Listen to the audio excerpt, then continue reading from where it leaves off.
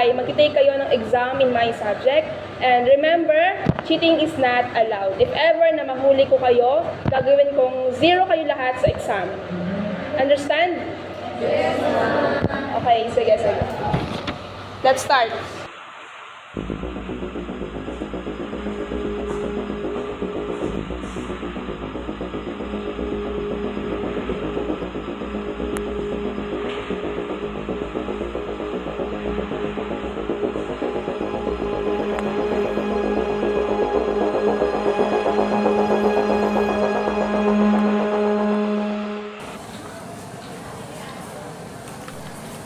Ma'am, CR lang po.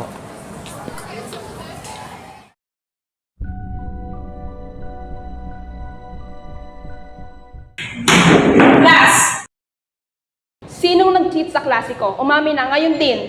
Pag walang umamin sa inyo, lahat kayo isisiro ko. Naintindihan nyo ba? Sagot!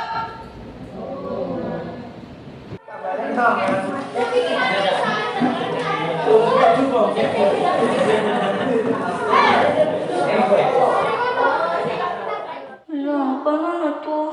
Sabihin ko ba kay mama si Aminos ang nag-cheat? Kaso, baka papahamak siya pag sinabi ko. Kaibigan ko si Aminos. Pero kailangan kong gawin ang tama.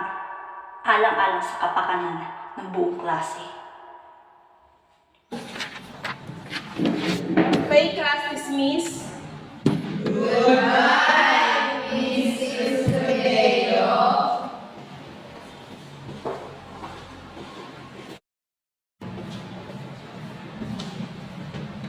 Ma'am, hapon po. Oh, Justine, bakit? Ma'am, may sasabihin po kasi ako sa inyo, ma'am. Sige, mapo ka muna para makapag-usap tayo ng maayos. So, anong problema? Ma'am, kasi yung about po sa cheating kanina, kakilala ko po kasi yung gumawa, ma'am. Bali, kaibigan ko po siya, ma'am, si Amelos po.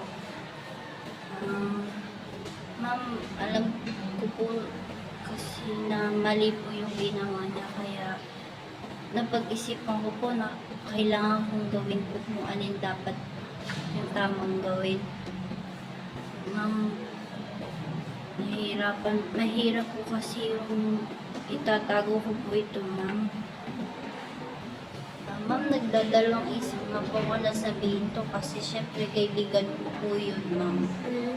Tsaka, syempre pag kaibigan, dapat magtutulungan. Pero ma'am, kasi mali po talaga yung ginawa niya, kaya napag-isipan ko kung sabihin na lang po kung ano yung tama.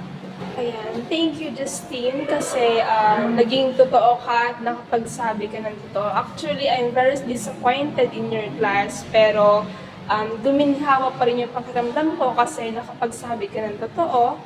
At huwag kang mag-alala, ako nang bahala sa kung ano mang parusa ang kailangan tanggapin ni Aminos. Pwede ka na mo. Thank you very much. Salamat po, Thank ma'am. you.